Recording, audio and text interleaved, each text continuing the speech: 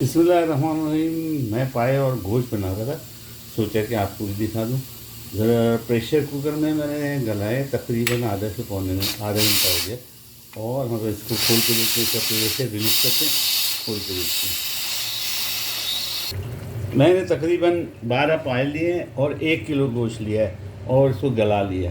गोश्त का अलग गलाया और पायों को अलग गलाया, दोनों को मिक्स करूँगा और इसको बघार दूंगा। सिर्फ आपको बघार दिखाना और उसमें मसाले जो डालूँगा वो दिखाना मकसूद है। बाकी तो आप भी ऐसे कीजिएगा, गोश्त को अलग गला लिए या गोश्त को साथ भी गला लिए। बाद दफ़ा ऐसा होता है कि पाए बहुत ज़्यादा गल जाते हैं और गोश्त नहीं गलता, और बाद दफ़ा ऐसा होता है कि पाए नहीं गलते, गोश्त गल जाता है। तो इसलिए दोनों को अलग अलग गलाई और फिर दोनों को मिक्स कीजिए और उसको फिर बघार लगाइए। तो मैं बघार लगाता हूँ और आपको दिखाता हूँ। मैंने आधी बड़ी प्याज पड़ी, बहुत बड़ी प्याज है ये, हाथ के अंदर है, इतनी बड़ी है, हाथ के बराबर, हथेली के बराबर प्याज। इसको आधी को कुतर के और फ्राई करने रख दिया है। ये सेमी ब्राउन होगी तो हम इसको यूज़ करेंगे।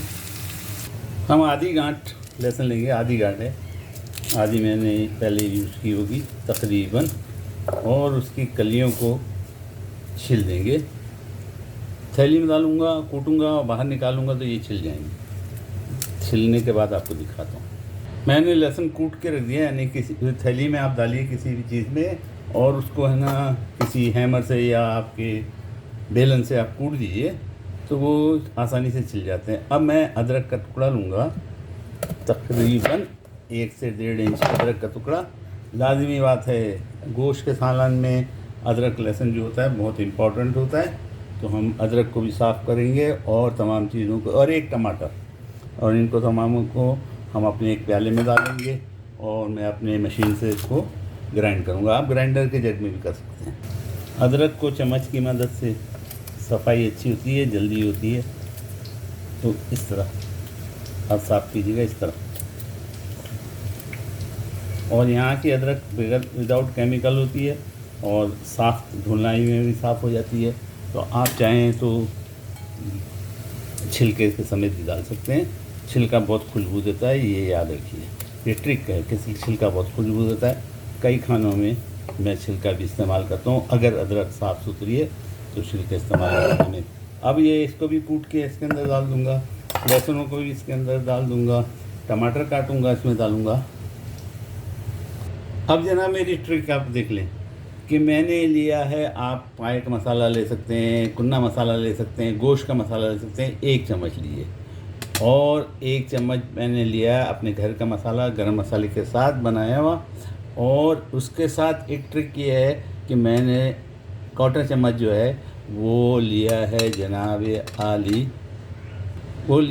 आली चाट मसाला, और 1 चम्मच मैंने कॉर्नफ्लावर लिया है या मैदा लिया है। इन तमाम चीज़ों को मैं अपने प्याले में सबसे पहले डाल देता हूँ।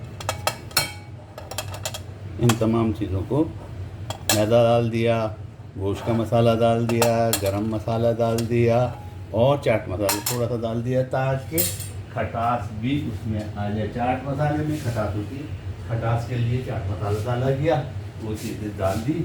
अब इसके अंदर हम डालेंगे हमारी लहसुन, हमने जो कूट ली थी हाथ से और छील लिया था, लहसुन डाल दिया। अदरक हमने थैली में डाल के मैंने कूट दिया था, ये देखिए कूटी हुई अदरक, ये डाल दिया, ठीक है। और जनाब टमाटर मैंने कुछ काट के रख दिए, छोटे छोटे टुकड़े, बस क्यूब्स, उसको डाल देते हैं, टमाटर्स को डाल देते हैं। ये हमने टमाटर डाल दिए जनाब।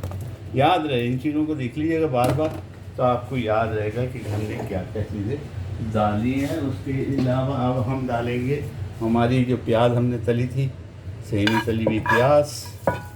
प्याज क्यों इसमें डाल रहा हूँ, यहाँ की प्याज बास प्याज जो होती है वो गलती है तो रेशे रहते हैं, इसमें पाए में रेशे जो है प्याज के नहीं आना चाहिए, इसलिए ये मैंने प्याज भी इसके अंदर तकरीबन डाल दी।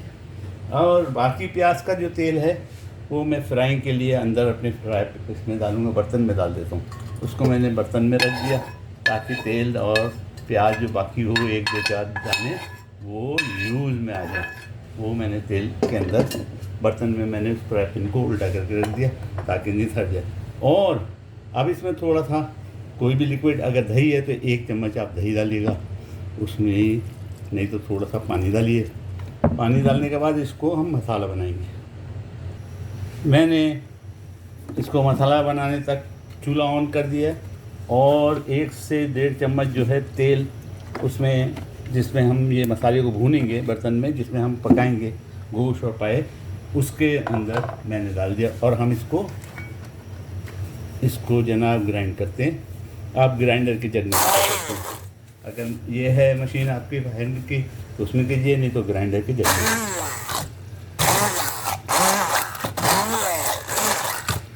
माशाल्लाह तबारकल्लाह, थोड़ा सा ग्राइंड हो जाएगा, उसके बाद बहुत आसानी से कंटिन्यूस आप ग्राइंड कर सकते हैं।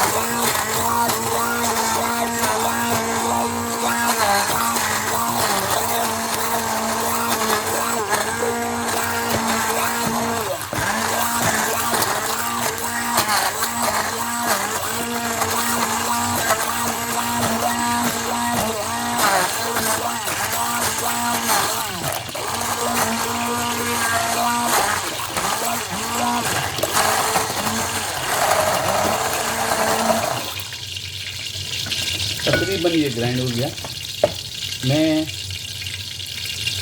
अगर आप तेज़ खाने के शौकीन हैं तो 1 चम्मच मिर्चों का पेस्ट, चाहे हरे का चाहे लाल का, हरे को डालेंगे तो ज़्यादा बेहतर रहेगा। मैंने लाल डाल दिए। 1 चम्मच मिर्चों का पेस्ट। हमारे मसाले ने 10 से 15 मिनट के अंदर तेल छोड़ दिया और खुशबू ज़बरदस्त उठ रही है, पूरे घर में भर गई है चिकन के अलावा। अब हम अपने से पाए मटीरियल सब डाल देंगे इसके अंदर, गोश्त पाए सारा मटीरियल इसमें डाल देंगे और इसको मज़ीद 10 मिनट तक भूनेंगे।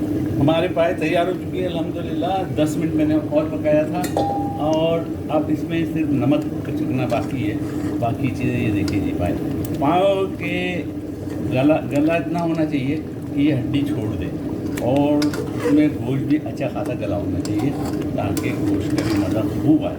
तो जनाब ये हमारे पाए तैयार माशाल्लाह तबारकल्लाह। ऊपर से धनिया की गार्निश करेंगे और सर्व करेंगे। मैं इसमें से नमक चखूँगा और मैं नमक चखाऊँगा भी, क्योंकि बाद हमारे घर वालों को नमक कम चाहिए ज़्यादा चाहिए, उनको चखाऊँगा भी, तो फिर उसके लिहाज से और नमक ऐड करूँगा। वाह, बहुत मज़ेदार। नमक की कमी को हम पूरा करेंगे। मैंने अपने लिहाज से नमक की कमी को पूरा कर दिया। और जनाब माशाल्लाह तबारक, ये गोश्त और पाए नलिया ने गोश्त छोड़ दिया तो समझो पाए पूरी तरह पक चुके। अब हम इसको बंद करते हैं चूल्हे को और इसको धनिया से गार्निश करते हैं और सर्व करते हैं। उम्मीद है आप भी पकाएंगे, उम्मीद है मुझे दुआओं में याद रखेंगे और सब्सक्राइब और लाइक तो बनते ही।